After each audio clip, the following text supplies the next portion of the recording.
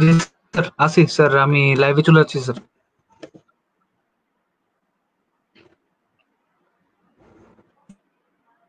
Sir এখন আমরা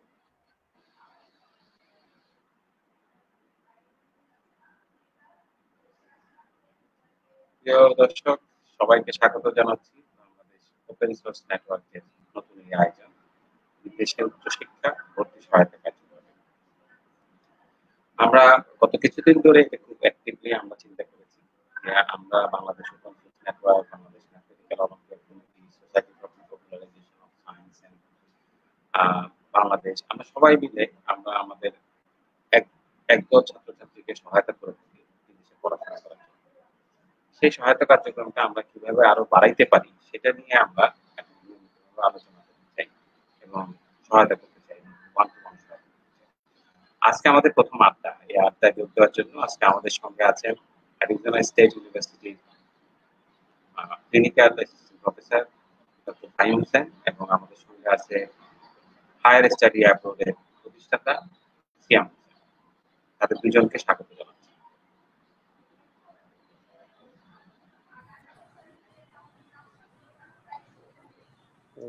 সিয়াম এবং ফাহিম, আপনাদের দুজনকে স্বাগত। আমরা একটু বলে নেই যে আমরা মূলত আজকে আপনাদেরকে ডেকে আনার একটাই কারণ, সেটি হলো যে আমরা লক্ষ্য করেছি আমাদের দেশ থেকে প্রচুর প্রচুর বিপুল সংখ্যক ছেলে মেয়ে যায়। যদিও সংখ্যার দিক থেকে সংখ্যাটা আমরা নেপালের থেকে নিয়েছি। এটা আমার কাছে সবসময় খুব আশ্চর্য মনে হয় যে আমরা নেপালের সঙ্গে কম্পিট করি। মানে জনসংখ্যা হিসাবে আমাদের অনেক বেশি ছেলে মেয়েদের বিদেশে পড়তে যাওয়া উচিত এবং আমাদের ছেলে মেয়েদের কিন্তু এখন অ্যাফোর্ডেবিলিটি আছে। হ্যাঁ, অনেক ছেলে মেয়ে অ্যাফোর্ড করতে পারে। তবে আমি এটাও দেখেছি যে ওই বিদেশে বাংলাদেশে খুব কম খরচে পড়ালেখা করা যায়। আমার ছেলে হচ্ছে তার প্রমাণ। ২ নম্বর হচ্ছে শুধু ঢাকা না, ঢাকার বাইরে থেকেও প্রচুর সংখ্যক ছেলে মেয়ে পড়তে যায়। এদের একটা বড় অংশ আসলে কোনো সাপোর্ট পায় না। তারা ঠিক বুঝতে পারে না যে আচ্ছা, আমেরিকান একটা ইউনিভার্সিটির সঙ্গে একটা ইউরোপিয়ান ইউনিভার্সিটিকে কিভাবে সে তুলনা করবে। আচ্ছা, তার কি আসলে মালয়েশিয়ায় যাওয়া উচিত নাকি সে কাতারে যাবে? এবং আমি তো খুবই ফাইন এখানে আছেন, ফাইন জানেন যে গত বছর আমি মাত্র রিয়েলাইজ করছি যে এই কাতারে এবং ইউএইতে সবগুলো বড় ইউনিভার্সিটির ক্যাম্পাস আছে। কার্নেগি মেলন ওখানে আছে, নর্থ ওয়েস্টার্ন ওখানে আছে, টেক্সাস ইউনিভার্সিটি ওখানে আছে, সব বড় ইউনিভার্সিটি ওখানে আছে। কিন্তু আমরা কেউ এক্সপ্লোর করি না, আমাদের ছেলেমেয়েরা কিন্তু এটা জানেও না, তারা কেউ এক্সপ্লোর করে না। এই তারপর আবার মালয়েশিয়া আমাদের যেটা হয়েছে সেটা হচ্ছে যে আমাদের ছেলে মেয়েরা, আমাদের অভিভাবক মাত্র গুটি কয়েক ইউনিভার্সিটির নাম আমরা জানি, থাকলে আরাম 50টা ইউনিভার্সিটির নাম আমরা একটা মাথার মধ্যে থাকে, এগুলাই আমরা মনে করি যে বিদেশে পড়াশোনা, কিন্তু এর বাইরেও অনেক ইউনিভার্সিটি আছে। তো সেই ইউনিভার্সিটি গুলোতে পড়তে যাওয়া, পড়তে কি সুবিধা, এই জিনিসগুলো নিয়ে আমরা সিরিজ অফ কাজ করতে চাই এবং চাই যে এটা রেগুলার হইতে থাকুক, ছেলে মেয়েরা পরস্পরকে সাহায্য করি। তা আমি আসলে প্রথমে একটু ফাহিমের কাছে শুনতে চাই। ফাহিমের কথা একটু আমার বলে দিই। ফাহিম ঢাকা ইউনিভার্সিটিতে পড়েছে কম্পিউটার সায়েন্সে, তারপরে অনার্স মাস্টার্স করেছে কার্নেগি মেলন ইউনিভার্সিটি থেকে, তারপরে এশিয়ান ইউনিভার্সিটি প্রোগ্রাম ছিল, কাতার একটা ইউনিভার্সিটি ছিল, দক্ষিণ কোরিয়া একটা ইউনিভার্সিটি ছিল, এখন আমেরিকায় এই অ্যারিজোনা স্টেট ইউনিভার্সিটি আছে। কাজে ওর একটা আহ, বিভিন্ন মহাদেশে বলা যায়, বিভিন্ন মহাদেশে ইন্টারন্যাশনাল ইউনিভার্সিটিতে পড়ানোর একটা অভিজ্ঞতা হয়ে গেছে। সেই সঙ্গে অ্যাডমিশন বিষয়গুলো, বিশেষ করে আমি বলবো যে আমার ছেলের অ্যাডমিশনের সময় ভাই আমাকে অনেকভাবে হেল্প করেছে, অনেক তথ্য দিয়ে। বিশেষ করে আমরাও ওই ডিলেমায় পড়েছিলাম যে কাতারের কার্নেগি মেলন নাকি আমেরিকান নর্থ ওয়েস্টার্ন ইউনিভার্সিটি। তো তখন আমাদেরকে গাইড, এখন ওয়ান টু ওয়ান এরকম গাইড করা কিন্তু সবসময় সম্ভব হয় না। একটা ফোরাম থেকে যদি আমরা এই গাইডেন্স গুলো দিতে পারি, যেটা সিয়ামরা করে একটা ভিডিওর মাধ্যমে, তো আমরাও সেটার চেষ্টা শুরু করেছি। তো ফাহিমের কাছে আমার প্রথম প্রশ্ন এটা হচ্ছে কাতার, কাতারের বড় ইউনিভার্সিটি, আমেরিকান ইউনিভার্সিটি কিংবা মালয়েশিয়ান একটা ইউনিভার্সিটি, এই সবগুলো ইউনিভার্সিটিতে বা দেশের বাইরে পড়তে যাবো, চিন্তাটা কখন করা উচিত, কোন সময় ওর চিন্তা করা উচিত যে আমি বাইরে পড়তে যাওয়াটা আমার জন্য ওয়ার্ক করবে? ফাইন। ধন্যবাদ মনির ভাই, সিয়াম ভাই, আপনাকেও স্বাগতম এবং ধন্যবাদ এরকম একটা জিনিস শুরু করবার জন্য। আমরা অনেকদিন এটা নিয়ে কথা বলছিলাম ইনফরমালি, এবং যখন গত বছর আপনার সাথে এটা নিয়ে কথা হচ্ছিল তখন আরো আমার কাছে বেশি করে মনে হচ্ছিল, কারণ আপনারই যদি এতগুলো প্রশ্ন থাকে তাহলে ইমাজিন যারা সাধারণ মানুষ আছেন তাদের কি ধরনের প্রশ্ন থাকতে পারে। তো এই জিনিসের আপনি যে প্রশ্নটা করলেন যে কখন থেকে শুরু করা উচিত, আসলে আমার মনে হয় আমি যেটা করবো এই আলাপে, আমি একটু যেহেতু আমি একজন একাডেমিশিয়ান, আমি একটু তাত্ত্বিক ভাবে কথাটা বলবো। সিয়াম ভাই আছেন, উনি প্র্যাকটিশনার, উনি হয়তো প্র্যাকটিক্যাল জিনিসগুলা বেশি বলতে পারবেন। মনির ভাই, আপনি আমাকে শুনছেন? হ্যাঁ, শুনতে পাচ্ছি। আচ্ছা, তো এখন যেটা হচ্ছে কবে থেকে শুরু করা উচিত, আসলে না প্রথমেই একটা অ্যাম্বিশন থাকা দরকার, একটা লক্ষ্য থাকা দরকার। যেমন ধরেন আমি I was very much fortunate enough, যখন আমি আন্ডার গ্রাজুয়েট পড়ছিলাম তখনই আমার একটা অ্যাম্বিশন ছিল যে আমি বাইরের দেশে গিয়ে আমার ডিগ্রিটা নিব, কারণ আমি যেসব জিনিস পড়তে চাচ্ছিলাম সেটা আমার মনে হচ্ছিল না যে বাংলাদেশে আছে সেই সময়টার, অনেক আগের কথা, বাট সেই সময়টা সেটা তো একটা লক্ষ্যমাত্রা ঠিক করা লং টার্ম সেটা হতে পারে। এটার জন্য অবশ্য অনেক সময় আপনার একটা সেই এনভায়রনমেন্টও লাগবে যে আপনি লক্ষ্যমাত্রা ঠিক করার মতো আপনার একটা তৈরি হয়েছে, একটা পরিবেশ তৈরি হয়েছে। তো সেটা আমরা একটু পরে আসছি। আরেকটা যেটা হয়েছে যে কবে যাবো সেই ব্যাপারে ঠিক করা এবং প্রিপারেশন নেওয়া, এটা একটা খুব কঠিন ব্যাপার, এবং এর জন্য আগের যে এক্সাম্পল গুলা, যে কারা গিয়েছেন, কিভাবে গিয়েছেন, তাদের সাথে যোগাযোগ করা সেটাও খুব জরুরি দরকার। তো সময় মাত্রা নির্ধারণ করার ক্ষেত্রে সবসময় এগুলো মানে অ্যাম্বিশন কি হয় না হয় সেটা ঠিক করা জরুরি হয়ে পড়ে। সমস্যা হচ্ছে কি আমাদের দেশে, এটা ঠিক সমস্যা বলবো না, but this is what it is, যে আমরা আমাদের ডিসিশন নিজেরা নেই না, আমাদের সবাই মিলে সামষ্টিকভাবে আমরা ডিসিশন নেই। তো ইন্ডিভিজুয়ালি একজন ছাত্র বা ছাত্রীর কি মনে হচ্ছে এবং তার পরিবারের, তার পরিবেশের মানুষের কিরকম মনে হচ্ছে, সেটার একটা সম্মেলন কিন্তু ঘটাতে হয়। যেমন আমার ব্যক্তিগতভাবে ইচ্ছা ছিল আন্ডারগ্রেড সময়ই বিদেশ চলে যাওয়ার, কিন্তু আমার বাবা মা বলেছেন যে না, তোমাকে আর একটু পাকাপোক্ত হয়ে তারপরে যেতে হবে। সো আমি গ্রাজুয়েট লাইফে গিয়েছি ঢাকা ইউনিভার্সিটি আন্ডারগ্রেডটা কিছু শেষ করার পরে, কিন্তু I would have prefer to be there earlier. তো আমার যিনি ওয়াইফ আছেন তিনি কিন্তু গিয়েছেন আগে আন্ডারগ্রেডের সময়, so she has a very different experience than I do. So এই ব্যাপারগুলো নির্ভর করে, but and of the day আমার মনে হয় বটম লাইন হচ্ছে যে আপনার একটা লক্ষ্যমাত্রা থাকতে হবে যে আপনি আসলে কি করতে চান, এবং সেটার উপর ভিত্তি করে আপনার ওই পড়াশোনার তখন প্ল্যানটা করা যায়। হ্যাঁ, থ্যাংক ইউ ফাহিম। আমরা একটু সিয়ামের কাছ থেকে শুনি। মানে ফাহিম যেটা বলছে সেটা হচ্ছে একটা, বা আমরা কিভাবে আগাবো, কিভাবে আগের থেকে একটা চিন্তা থাকা উচিত। কিন্তু আমি একটা জিনিস খেয়াল করছি, এটা মানে আপনার কাছে শুনতে চাই, সেটা হচ্ছে আমাদের ছেলেমেয়েরা বেশিরভাগই কিন্তু শুরু করতে চায় হলো একদম সবকিছু শেষ করে। যেমন মাস্টার্স গ্রাজুয়েশন করতে যাবে, সে শুরু করে ফোর্থ ইয়ারে। আন্ডার গ্রেডে পড়তে যাবে, সে এ লেভেল পরীক্ষা দিয়ে তারপর চিন্তা করে যে সে করতে যাবে। এখন এটা হচ্ছে আমার একটা পারসেপশন, কিন্তু আপনারা যেহেতু কাজ করেন, আপনি একটু আপনাদের যারা হায়ার স্টাডি অ্যাপ্রোচ গ্রুপের মাধ্যমে বিভিন্ন পরামর্শ চান, তাদের ক্ষেত্রে আপনি এই সিচুয়েশনটা কিরকম দেখেন? নাকি একদম লাস্ট মোমেন্টে এসে সাহায্য চান, নাকি আগের থেকে একটা প্ল্যানের মধ্যে থাকে? মানে ফার্স্ট অফ অল মনির ভাই, থ্যাংক ইউ আর কি আমাকে এখানে ইনভাইট করার জন্য। আমি ফাহিম ভাইয়ের সাথে ওই জায়গাটাতে পুরোপুরি রিলেট করতে পারি। উনি যে বলতেছিলেন যে উনি আন্ডারগ্রেডে যেতে চাচ্ছিলেন, মাই case was very much similar, কিন্তু আমার ওই মাস্টার্সেই যেতে হয়েছে।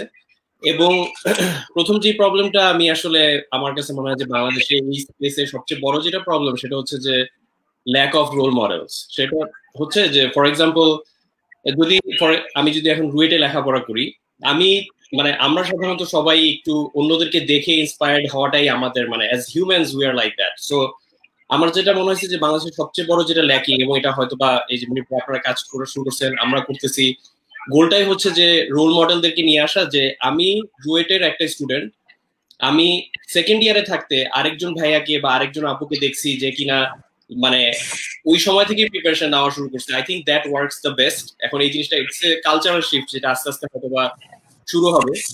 আমি আসলে জানি না যে আমরা আসলে জাস্ট একটা অ্যাডভাইস দিলে ওই জিনিসটা আদৌ কাজ করবে নাকি, দেন অ্যাকচুয়ালি শোয়িং সাম এক্সাম্পল যে ঠিক আছে এই মানুষটা এখান থেকে শুরু করছে এবং সেকেন্ড ইয়ারে থাকতে শুরু করছে এবং সে 10 বছরে এই জায়গায় চলে গেছে। ফর এক্সাম্পল অ্যারিজোনা স্টেটের প্রফেসর হয়েছে বা ইন্টেলে চাকরি করতেছে, or in some form successful হয়েছে, সেটা হচ্ছে একটা। আর আমার মনে হয় যে এই পুরো স্পেসের মধ্যে আরেকটা যেটা গ্যাপ, মানে আমাদের মানে প্রায় 7-8 বছরের এক্সপিরিয়েন্স থেকে যেটা মনে হয়েছে, সেটা হচ্ছে যে মানে আমার কাছে মনে হয় যে ইন্সপায়ারেশনের গ্যাপটা সবচেয়ে বড় আর কি দেন ইনফরমেশন। যেটা আমি সবাইকে বলি সবসময় যে মানে মানুষরা সবাই অনেক স্মার্ট, তো আমার আসলে কাউকে দেখাই দিতে হবে না যে কিভাবে রান্না করে খাইতে হয়, আমাকে জাস্ট দেখাই মানে খিদাটা লাগাইতে হবে। এবং আমার মনে হয় বাংলাদেশের বেশিরভাগ মানুষ ওই খিদাটাই নাই কোনো একটা কারণে, সেটা again this is a cultural like wide problem. তো এইটা যদি সামহাও ঠিক করা যায়, আমি যেটা মানে এগেইন আমি এটা ব্রড অ্যাঙ্গেল থেকে বলতেছি, স্টুডেন্ট বা যারা এখানে দর্শক আছেন তাদেরকে বলতে পারি যে আপনারা যদি আপনাদের মানে পরিচিত কাউকে দেখতে পারেন যারা যারা মানে ভালো কিছু কাজ করতেছে, ইম্প্যাক্টফুল কাজ করতেছে, এবং যারা বাইরে থেকে হোক বা যে কোনো দেশ থেকেই হতে পারে, তাদেরকে যদি ফলো করেন I think that will work the most. যে তাদের লাইফটা দেখলে আপনারা হয়তো ইন্সপায়ার্ড হবেন, এবং ওই ইন্সপায়ার্ড থেকেই আপনারা হয়তো ওই প্রিপারেশনটাও শুরু করবেন। আর একটা জিনিস আমি পার্সোনালি আমার পার্সোনাল লাইফের মিস্টেক থেকে শিখছি, সেটা হচ্ছে যে যখনই কেউ আমরা কারো কাছ থেকে অ্যাডভাইস চাই তখন সে তার অ্যাডভাইসটা তার অ্যাঙ্গেল থেকে তার এক্সপিরিয়েন্স থেকে দেয়। সো মানে অ্যাডভাইস নেওয়ার ক্ষেত্রে যতটুকু ডাইভার্সিফাই করা যায় মানে ডেটা সেটটা তত বেশি ভালো হয় আর কি। আমরা যদি অনেকজন মানুষের কাছ থেকে দেখতে পারি তাহলে অনেকগুলো ভিউ পয়েন্ট পাবো, এবং তখন আমরা চুজ করতে পারবো যে আচ্ছা ঠিক আছে এইটা কি আমার জন্য ভালো নাকি এটা ভালো। So that's basically very holistic. আমি জানি না মুনির ভাই আপনার প্রশ্নটার আমি এক্স্যাক্টলি উত্তর দিতে পারছি নাকি, but this are some high level thoughts or মানে সমস্যা আমরা যেগুলো ফেস করছি আর কি বা সলভ করতে চাচ্ছি। মনির ভাই আমার একটু কমেন্ট আছে, করবো?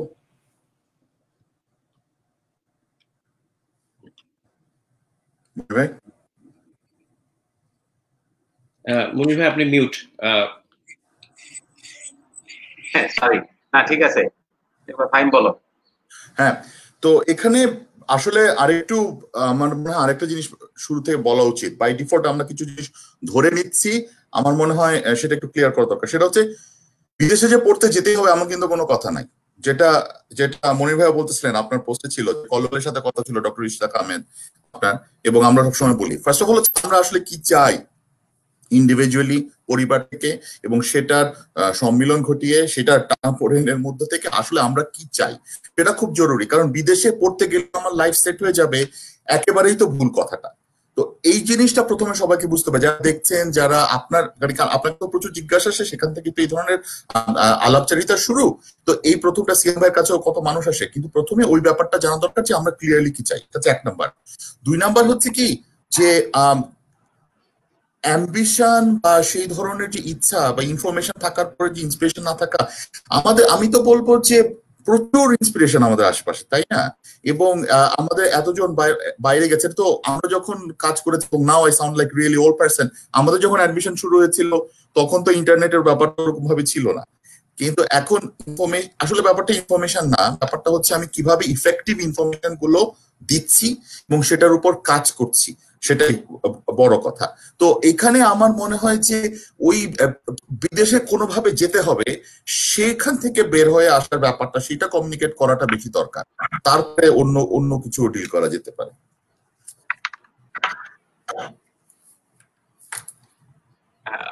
Thank you Fahim. আসলে এই পয়েন্টটাতে আমি আসতে চাচ্ছিলাম, সেটা হচ্ছে আসলে বিদেশে পড়তে যেতে হবেই কিনা। তার মানে বিষয়টা হচ্ছে যে আসলে আমার জীবনের লক্ষ্য কি, আমি কি করতে চাই, সেটা যদি দেশে বসে হতে পারে তাহলে হইলো। আমি তো যাই নাই করতে, এটা আমি আমার দেশে আমার মতো করে কাজ করতেছি, সিএমের মতো কাজ করতেছে, ফাইয়ের মতো কাজ করতেছে। এটা ডিপেন্ড করতেছে নিজে কিভাবে আমরা তৈরি হবো। যারা আমাদের আলোচনা এখন দেখছেন তাদের জন্য, তারা যদি কোনো প্রশ্ন করতে চান, আপনারা যদি ওখানে প্রশ্ন দেখেন তাইলে আমরা এই প্রশ্নগুলা নিতে পারবো এবং আমরা সেগুলো জবাব দিতে পারবো, যেগুলো আমাদের পক্ষে সম্ভব। আমি বারবার বলছি যে একটা অনুষ্ঠানে আমরা সমস্ত প্রশ্নের জবাব দিতে পারবো না, আপনারা যদি প্রশ্নগুলো করে রাখেন আমরা এই আজকের অনুষ্ঠান থেকে পরের অনুষ্ঠানটা আমরা সাজাতে পারবো, কোন ধরনের প্রশ্ন বেশি আছে সেটা সাজাইতে পারবো। যেমন একটা প্রশ্ন অলরেডি একজন করেছেন, তিনি লিখেছেন ফয়সাল হাবিবুল জানতে চায় তাইওয়ানের ইঞ্জিনিয়ারিং ডিগ্রি কেমন।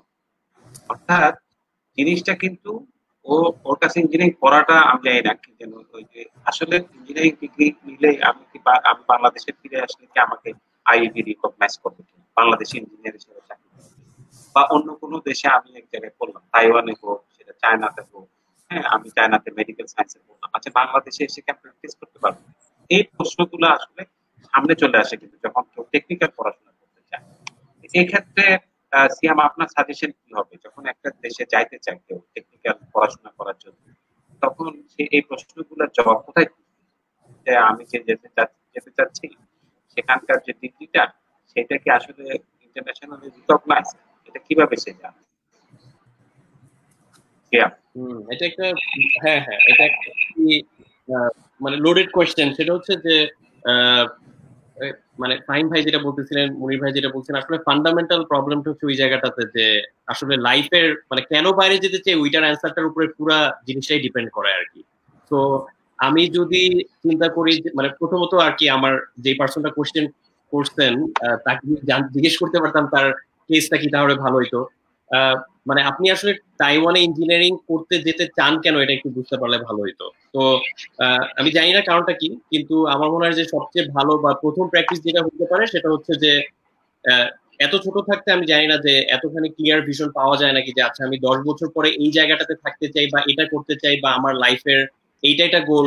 অনেক সময় এত কম বয়সে সেটা মানে ক্ল্যারিটি আসে না। তবে যদি অ্যাটলিস্ট কিছুটা বোঝা যায় যে আচ্ছা ঠিক আছে আমি এই ফিল্ডে কাজ করতে চাই বা এরকম মানে ওভারঅল একটা জিনিস পাওয়া যায় যে না আমি টিচিং করতে চাই বা আমি এইভাবে করে ক্রিয়েট মানে ইম্প্যাক্ট ক্রিয়েট করতে চাই, হাই লেভেল একটা আইডিয়া থাকলেও তখন আমার প্রথম স্টেপ হবে যে ওই জিনিসটা করার জন্য বেস্ট কান্ট্রি কোনটা বা বেস্ট ইউনিভার্সিটি কোনটা বা বেস্ট সিটি কোনটা। ফর এক্সাম্পল আমি যদি ওয়ার্ল্ডের বেস্ট গেম ডিজাইনার হইতে চাই, আমি যেরকম ফার্স্ট ইয়ারে থাকতেই আমার গেম খুব ভালো লাগতো, আমি গেম ডিজাইনার হইতে চাইতাম। এখানে কান্ট্রি সিলেকশনের আগে বেশি ইম্পর্টেন্ট হচ্ছে গেম ডিজাইনে কোন সিটিগুলো বা কোন ইউনিভার্সিটি গুলো লিডিং, সেই জিনিসটা আগে টার্গেট করতে পারলে ভালো হয়, তারপরে কান্ট্রি সিলেকশনটা আসলে ভালো। তো আমি আসলে জানি না যে সো এই কনটেক্সটে আমি অ্যান্সার দিতে পারতেছি না, but that is probably the first exercise before choosing a country. এখন দেশ চুজ করার আবার মানুষের অনেকগুলো রিজন থাকে। একটা রিজন হচ্ছে যে গেম ডিজাইনের ইউনিভার্সিটিতে পড়ে আমি বেস্ট গেম ডিজাইনের মানুষজনের সাথে হ্যাং আউট করে আস্তে আস্তে মানে গ্লোবাল একটা ইম্প্যাক্ট ক্রিয়েট করবো, এরকম একটা হইতে পারে। আরেকটা হইতে পারে যে আমি গেম ডিজাইন শিখে বাংলাদেশে এসে আমি একটা বিশাল গেমিং ইন্ডাস্ট্রি বানাবো, এটা আরেকটা হইতে পারে। আর আরেকটা হইতে পারে যে না আমি আসলে বাংলাদেশে মানে থাকতেই ভালো লাগতেছে না, আমি একটু বেটার কোয়ালিটি অফ লাইফ চাই, এই জন্য ফার্স্ট ওয়ার্ল্ড কান্ট্রিতে যেতে চাই। সো অনেকগুলো কারণ থাকতে পারে এবং এই প্রত্যেকটা কারণের অ্যান্সার থেকেই আমরা আসলে দেশটা বের করতে পারবো। সেটা হচ্ছে খুবই হাই লেভেল, বাট আরেকটু ইন্ডিভিজুয়ালাইজ অ্যান্সার দিতে পারলে ভালো হয়তো সেটা সম্ভব। এই তো ফাহিম কিছু অ্যাড করবেন? ইন্ডিভিজুয়াল লেভেলে না, বাট প্রশ্নটা ইন্টারেস্টিং এই কারণে যে তাইওয়ান কেন, রাইট? এখন কথা হলো যে এটা হয়তো আমাদের পরবর্তী কথাবার্তায় আসবে, সেটা হচ্ছে যে এশিয়ান কান্ট্রিগুলো দেখা উচিত। শুধুমাত্র ট্র্যাডিশনালি আমরা যেসব এডুকেশনাল ডেস্টিনেশন ধরে থাকি সেগুলো কেন ধরবো না, অন্যান্য কিছু কেন দেখতে হবে? আমি একটু ডাইগ্রেস করি, তারপর আমি তাইওয়ান পয়েন্টে আসছি। সেটা হচ্ছে যে আমেরিকাতে মানুষ পড়াশোনা করতে খুব কম যায়, আমার সেটা ধারণা। মনির ভাই আপনার কাছে ডেটা আছে, আপনি বলতে পারবেন। একটা বড় কারণ হচ্ছে গ্রাজুয়েট লেভেলে জিআরই দিতে হয়, আর হচ্ছে স্পেসিফিকলি আমেরিকার জন্য, আর আন্ডারগ্রেড লেভেলে এসএটি লাগে, আর টোফেল ছিল আগে, এখন আইএলটিএস আছে, আরো কিছু থাকতে পারে, আমার খেয়াল নেই। তো এখন কথা হচ্ছে ওই যে গেট কিপিং থাকাটা এবং গেট কিপিং থেকে তারপরে কাজটা করা। এবং আমেরিকায় গেলে আমরা জানি না ইলেকশনের পরে কি হবে, বাট এখন পর্যন্ত যেই নিয়ম সেই অনুযায়ী আমরা যেটা জানি যে আমরা পড়াশোনা করব, পড়াশোনা করে যে চাকরি, এরকম একটা কিন্তু চিন্তা ভাবনা সবসময় থাকা উচিত। দ্যাটস ওকে, বাট তারপর একটা প্রতিবন্ধকতা আছে। কানাডায় সেটা কম। তাইওয়ান বা এশিয়ান কান্ট্রিগুলো যেটা economy already developed economy, emerging economy না ডেভেলপড ইকোনমি, তো সেই সব জায়গায় দেখাটা, খোঁজ নেওয়াটা আমার মতে এটা ইটস এ গুড সাইন। কিন্তু কথা হচ্ছে ওই যে আমি আসলে কি করতে চাই। তাইওয়ানের ডিগ্রি করে, তাইওয়ানের most probably it's an island country, তো আমি যতদূর বুঝতে পারি যে সেখানে আমাদের আমেরিকায় যে সিস্টেমে বাইরের মানুষ পড়াশোনা করে থাকতে পারবে, তাইওয়ানের সেই সিস্টেম থাকার কথা না। তো সেক্ষেত্রে আমরা কি করব এবং কি ধরনের ইঞ্জিনিয়ারিং, এবং সেটা তাইওয়ানের ডিগ্রি দেন অস্ট্রেলিয়াতে কি রেলেভেন্ট হবে, সিঙ্গাপুরে রেলেভেন্ট হবে, বাংলাদেশে হবে, সেটা তখন দেখতে হবে। তো ওই ব্যাপারগুলো আমার মনে হয় আসে। এবং আপনি যেটা বলেছিলেন যে অ্যাজ আ বাংলাদেশি আমাদের সবসময় একটু ইয়ে লাগে যে নেপাল থেকে বেশি স্টুডেন্ট যাচ্ছে, কিন্তু আমি সারপ্রাইজড হই নাই, কারণ আমি গত 5 বছর ধরে সেটাই দেখছি, প্রচুর নেপালের স্টুডেন্ট আসছে এবং আমেরিকাতে আসছে। তো সেক্ষেত্রে ব্যাপারটা আসলে আমরা কি জিআরই টিআরই দেখে, এসএটি দেখে ভয় পেয়ে যাচ্ছি? জিয়াম ভাই বলতে পারবে ভালো, আমরা সহজ পথ খুঁজতেছি। আমার মনে হয় এই ব্যাপারটাতেও আমরা একটু ইয়ে করতে পারি, আলোকপাত করতে পারি। হ্যাঁ, থ্যাংক ইউ। হ্যাঁ আসলে সিয়ামকে অ্যাড করতে চান, আমার কাছে মনে হয় যে একটা বিষয় হয়তো যে ফাহিম যেটা বলেছেন, আমার কাছে যে স্ট্যাটিস্টিক্স দেখা যাচ্ছে তাতে আমাদের 50% ছেলে মেয়ে যে মালয়েশিয়াতে, মালয়েশিয়াটা আমি ওইভাবে এক্সপ্লোর করে দেখি নাই। 50% মালয়েশিয়াতে যাওয়ার একটা বড় কারণ সম্ভবত মালয়েশিয়াদের জন্য আলাদা কোনো পরীক্ষা লাগে না। আপনি ওখানে আমেরিকায় পড়তে গেলে, আন্ডারগ্রেডে পড়তে গেলে আইসিটি দিতে হচ্ছে, টোফেল দিতে হচ্ছে, আইএলটিএস দিতে হচ্ছে, একটা এসএ লিখতে হচ্ছে, রিকমেন্ডেশন লেটার জোগাড় করতে হচ্ছে, নানান কিছু করতে হচ্ছে, যেটা হয়তো মালয়েশিয়াতে লাগছে না। তো সেই জন্য এটা হইতে পারে যে আমরা হয়তো একটা শর্টকাট নিচ্ছি যে যেখানে, কিন্তু আমার যদি জীবনের গোলের সঙ্গে মালয়েশিয়ান এডুকেশন না মিলে তাহলে তো আমাকে একটু ডিফারেন্টলি চিন্তা করা উচিত। আমি বলছি না যে মালয়েশিয়া খারাপ, মালয়েশিয়া ডেফিনেটলি ভালো হয়। যে ফাহিম যেটা বললেন যে আমরা আসলে এক্সপ্লোর করছি না, যে আমরা আমাদের এশিয়ান দেশগুলো, আমাদের নেইবার কান্ট্রি গুলোকে কিন্তু আমরা এক্সপ্লোর করছি না। আমরা আমরা যেমন গত কয়দিন আগে আমরা we have a discussion with Subir Subir Chowdhury, যে one of the quality management guru, এবং উনি তো আমার ক্লাসমেট, কিন্তু সে পড়ছে আইআইটি। তো আইআইটি তো বিশ্বমানের, আইআইটি আমাদের পাশের দেশে, এবং ইন্ডিয়া প্রতি বছর স্কলারশিপ থেকে, যে আমরা আইআইটিও কেন এক্সপ্লোর করি না? হ্যাঁ, এবং আমি যেটা ফাইমের কাছে একটু শুনতে চাইবো সেটা হচ্ছে এই যে কাতারে যে ইউনিভার্সিটি গুলো আছে, হ্যাঁ কাতারে তো ফাইম কিছুদিন কাজও করেছেন, কাজে আপনার কাছ থেকে আমি শুনতে চাই যে আমরা যে এশিয়ান ইউনিভার্সিটি গুলোকে যদি একটু এক্সপ্লোর করতে চাই, why not Qatar, why not UAE, why not Hong Kong, why not Taiwan? ফাইম হংকং আর সিঙ্গাপুরে ওয়ার্ল্ডের বেস্ট কিছু ইউনিভার্সিটি আছে। আমি ইস্ট এশিয়ার দিকে একটু পরে আসি, আমি প্রথমে মিডল ইস্টে যাই, কারণ এখানে, কারণ আমাদের যেটা হয় কি, আমাদের সমস্যাটা হচ্ছে আমরা ইউনিভার্সিটি বলতে কিছু টপ ইউনিভার্সিটির ব্র্যান্ডিং বুঝি, এর বাইরে আমরা নিজেরাও আসলে এক্সপ্লোর করতে চাই না, হুইচ ইজ ভেরি ব্যাড। এখন কাতারের ব্যাপারে যদি আসি, প্রথমে স্পেসিফিক্যালি বলি, সেটা হচ্ছে যে কাতারের যিনি এখন বর্তমানের এমির আছেন, তার ওনার বাবা এবং ওনার মা তখন যেটা করেছিল, আজ থেকে 15-20 বছর আগে তারা ডিসাইড করেছিল যে তারা একটা নলেজ বেস ইকোনমি করবে, এবং বিয়ন্ড ন্যাচারাল গ্যাসের তাদের যে রিসোর্স আছে সেটা, এবং সেটার জন্য তারা বিভিন্ন টপ ইউনিভার্সিটি গুলোকে ইনভাইট করে নিয়ে আসে এবং একটা সমঝোতার ভিত্তিতে ক্যাম্পাস খোলার জন্য। এখন এটা বুঝতে হবে, জিনিসটা কিন্তু অতটা সহজ ছিল না, কারণ আমেরিকান ইউনিভার্সিটি গুলো সব জায়গায় এভাবে ক্যাম্পাস খুলতে চায় না। এখন জিনিসটা, এই গ্লোবাল এডুকেশনের ফর্মটা আরো বেশি স্বীকৃত, তখন ছিল না। তো 10-15 বছর আগে যখন সেটা শুরু করলো, সেখান থেকে এখন যদি আমরা দেখি, কাতারে এডুকেশন সিটিতে ক্যাম্পাস আছে কাদের, কার্নেগি মেলনের আছে, কর্নেলের আছে, টেক্সাস অস্টিনের আছে, তারপর হচ্ছে জর্জ টাউনের আছে, তারপরে আপনার নর্থ ওয়েস্টার্ন ইউনিভার্সিটির আছে, এগুলো আছে। এটা ছাড়াও ক্যানাডিয়ান ইউনিভার্সিটি দু একটার আছে, এবং ফ্রান্সের ইউনিভার্সিটির আছে। এটা হচ্ছে শুধুমাত্র কাতার। ইউএইতে আপনার আমেরিকান ইউনিভার্সিটি অফ শারজাহ তো ছিলই, তারপরে পরবর্তী সময়ে এখানে আরো বড় কিছু ইউনিভার্সিটি, আমেরিকান ইউনিভার্সিটি গিয়েছে, হার্ভার্ডের ইনস্টিটিউশন আছে, ওখানে এমআইটির আছে। তো যেটা হচ্ছে কি, এরা রিজিওনাল মানুষ, দুটো জিনিস হচ্ছে, এক হচ্ছে মিডল ইস্টের ফান্ডিং আছে, সাপোর্ট আছে, ভিশন আছে। দুই হচ্ছে তারা রিজিওনাল নলেজ বেসটাকে বাড়াতে চাচ্ছে। তো এই সুযোগটা কিন্তু আসলে, এটাও ঠিক যে মিডল ইস্টে আছে দেখে যে আমরা একেবারে প্লেনে চলে যেতে পারবো সেটাও কিন্তু না, কারণ তাদের সেখানে একটা ব্যারিয়ার আছে, তারা লোকাল মানুষদেরও অ্যাডমিশন দিতে চায় ফার্স্টে, কিন্তু এরপরও সুযোগ অনেক বেশি। দু ক্ষেত্রে, এক তারা স্কলারশিপ দিচ্ছে, দুই হচ্ছে অনেক ক্ষেত্রে দেখা যাচ্ছে তারা কিছুটা সাপোর্ট দিচ্ছে লোন হিসেবে, যেটা পরবর্তী সময় আপনি শোধ করে দিতে পারেন সেখানে কাজ করে বা অন্য কোথায়। কিন্তু যে সুযোগে আপনি আমেরিকান ডিগ্রি সেখানে পাচ্ছেন, এবং দেশ থেকে কাছে আরো বেশি সুযোগ সুবিধা, যেটা আন্ডারগ্রেডের অনেক ক্ষেত্রেই আমেরিকাতে বা নর্থ আমেরিকান ইউনিভার্সিটি বলতে পাওয়া যাচ্ছে না। তো এটা একটা বড় ব্যাপার। কিন্তু হংকং এর যে ইউনিভার্সিটি আছে, সিঙ্গাপুরের ইউনিভার্সিটি, সেগুলো কিন্তু এই মডেলে চলছে না। তাদের নিজস্ব ইউনিভার্সিটি, সেখানে তারা গ্রাজুয়েট করে বিভিন্ন টপ ইউনিভার্সিটি থেকে সেখানে এসে প্রফেসর হয়েছেন, লিডার হয়েছেন, একাডেমিক লিডার হয়েছেন, এবং they have their own brand.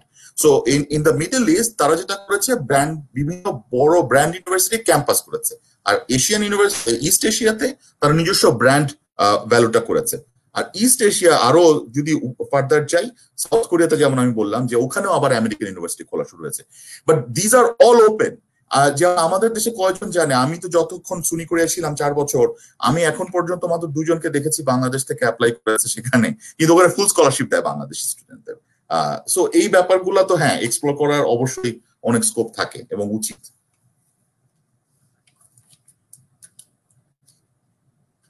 সিয়াম, আপনার কাছে একটু জানতে চাই আসলে আপনারা যে বা আপনাদের গ্রুপে যে সাপোর্টের জন্য প্রশ্ন আসে, সেখানে যদি আমরা রেশিও করতে চাই, east east Asia, middle east এসবের তুলনায় ইয়ার কেমন, আমেরিকার সঙ্গে যদি আপনি কম্পেয়ার করেন, মোস্টলি কি আমেরিকান কোয়েরি থাকে নাকি অন্য দেশের কোয়েরি থাকে? জি, আসলে ওই জিনিসটা হচ্ছে যে ওই অ্যালামনি নেটওয়ার্কের জন্য অটোমেটিক্যালি একদিকে একটা অটো বায়াস ক্রিয়েট হয়ে যায়, because this is a community.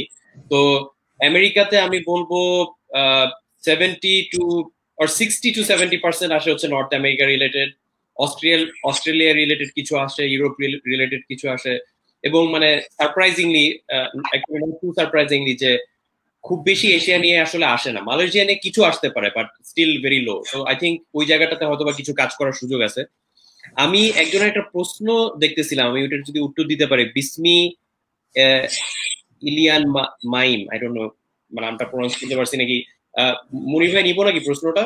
Space science নিয়ে জিজ্ঞেস করছিল। হ্যাঁ হ্যাঁ, জবাব দাও। আচ্ছা, তো প্রশ্নটা হচ্ছে যে বেসিক্যালি স্পেস সায়েন্স নিয়ে কোথায় পড়তে যাওয়া উচিত, এইচএসসি 2020 ব্যাচ। তো খুব ভালো লাগলো যে বাংলাদেশের কি বলবো, বাংলাদেশের স্টুডেন্টরা যে এরকম মানে স্পেস সায়েন্স নিয়ে পড়তে চাচ্ছিল। আমার খুবই পড়ার ইচ্ছা ছিল, অবভিয়াসলি ক্যারিয়ার এগুলোর কারণে হয় নাই, অনেক লাইফ ডিফারেন্ট দিকে চলে গেছে।